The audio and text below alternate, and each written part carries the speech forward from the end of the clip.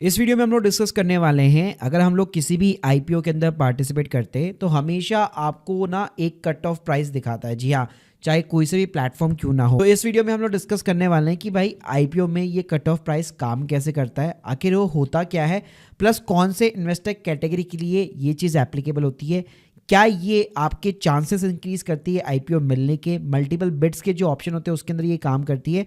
तो ये सारी जानकारी देने वाला हूँ इस वीडियो के अंदर, तो प्लीज पूरा वीडियो जरूर देखें। और स्टार्ट करने से पहले बताना चाहूंगा, आईपीओ के ऊपर हम लोगों ने पूरी प्लेलिस्ट क्रिएट कर रखी है जहाँ पे आपको बेसिक से लेकर एडवांस वाली चीजें सीखने को मिल जाएगी। Link in the description box. देखो, कट ऑफ प्राइसिंग को समझने से पहले आपको आईपीओ की जो प्राइसिंग का मेथड होता है उसको समझना पड़ेगा। तो दो तरीके से होता है, एक तो होता है फिक्स प्राइस इशू मेथड और एक होता है बुक बिल्डिंग मेथड।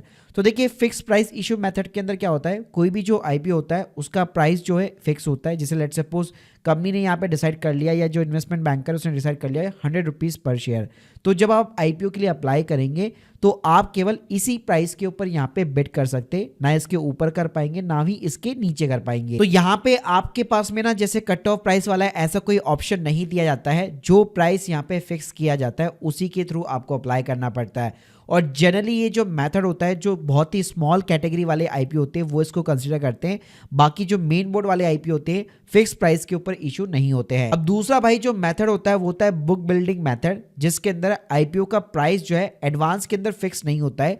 यहाँ पे आईपीओ के प्राइस की आपको एक रेंज प्रोवाइड की जाती है। जैसे मान लीजिए 95 से 100 रुपीज़ पर शेयर आपने यहाँ पे फिक्स कर दिया, और आईपीओ की जब बिडिंग खत्म होगी उसके बाद में उसके आईपीओ का प्राइस जो है वो डिटरमाइन किया जाता है एज पर the demand and the supply. चलो इसको एक प्रैक्टिकल एग्जांपल के साथ में समझ लेते हैं। जैसे ये डैम कैपिटल एडवाइजर का भी आईपीओ खुला हुआ है, तो इसकी अगर आप प्राइस रेंज देखेंगे तो बुक बिल्डिंग मेथड के थ्रू 269 से लेकर 283 तक का यहाँ पे प्राइस दिया हुआ है।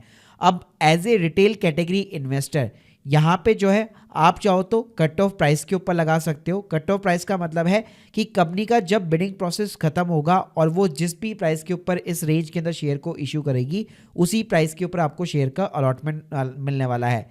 लेकिन लेट सपोज आप चाहते हो कि मैं कट ऑफ प्राइस पे नहीं लगाना चाहता, तो यहाँ पे आपके पास में 3 बिडिंग के ऑप्शंस होते हैं।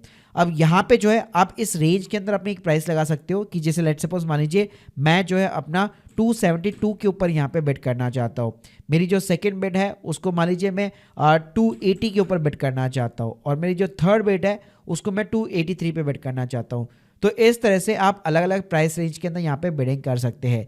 लेकिन जो कि ओवर सब्सक्राइब आईपीओ होते हैं जिसके अंदर डिमांड काफ़ी ज़्यादा होती है, उस केस में मैक्सिमम टाइम यही देखा गया है कि जो प्राइस डिटरमाइंड होती है वो हमेशा जो कट ऑफ प्राइस यानी कि जो मैक्सिमम प्राइस है वही यहाँ पे ली जाएगी। यानी अगर आप मैनुअली बिडिंग कर रहे हैं और आपने 283 के नीचे बिड किया हुआ है तो अल्टीमेटली आपकी पॉसिबिलिटी जो है बहुत ही कम हो जाती है आईपीओ मिलने की।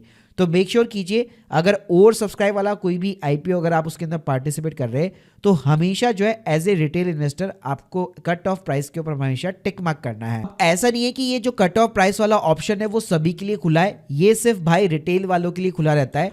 यानी कि अगर मैं भी रिटेल कैटेगरी में अप्लाई कर रहा हूँ, ठीक है, 2 लाख के नीचे के बिड लगा रहा हूँ, तभी इस ऑप्शन को मैं यूज में ले सकता हूँ।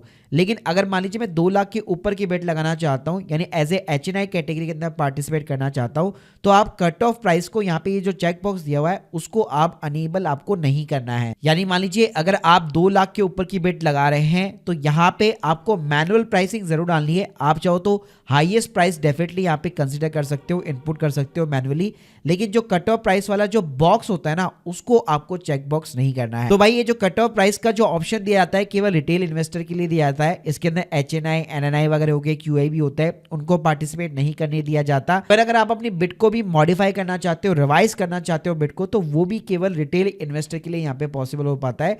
एचएनआई के लिए वो चीज भाई पॉसिबल नहीं है। तो गाइस अब आप लोगों को समझ में आ गया होगा कि अगर एटलीस्ट अपनी पॉसिबिलिटी इंक्रीज करनी है आईपीओ अलॉटमेंट के लिए, तो रिटेल कैटेगरी के अंदर हमेशा जो भी यहाँ पे अच्छी खासी डिमांड के अंदर आईपीओ है, ठीक है, जीएमबी भी अच्छा खासा चल रहा है, उसमें हमेशा आपको कट ऑफ प्राइस के ऊपर ये जो चेक बॉक्स होता है उसको यहाँ पे जरूर अनेबल कर देना है। और जो बात रही HNI की, तो उस केस में आप देख सकते हो, चाहे ज़ीरोधा की वेबसाइट पे भी अगर आप देखोगे तो वहाँ पे भी ये चीज़ साफ लिखी हुई है कि HNI एप्लीकेशन के लिए आपको जो है कट ऑफ प्राइस को अनेबल नहीं करना है। ऑप्शन ज़रूर यहाँ पे आपको दिखाएगा, लेकिन उसको आपको अनेबल करने की जरूरत नहीं है। सिंपली आप मैक्सिमम प्राइस यहाँ पे एंटर करके अपने बेट लगा सकते हो। तो guys, hope you like this video, please subscribe channel. अगर आप लोग की कोई भी डाउट्स है कमेंट बॉक्स के अंदर जरूर बताइए और हमारी IPO सीरीज को चेकआउट करना मत भूलिएगा। Thank you guys, thank you very much.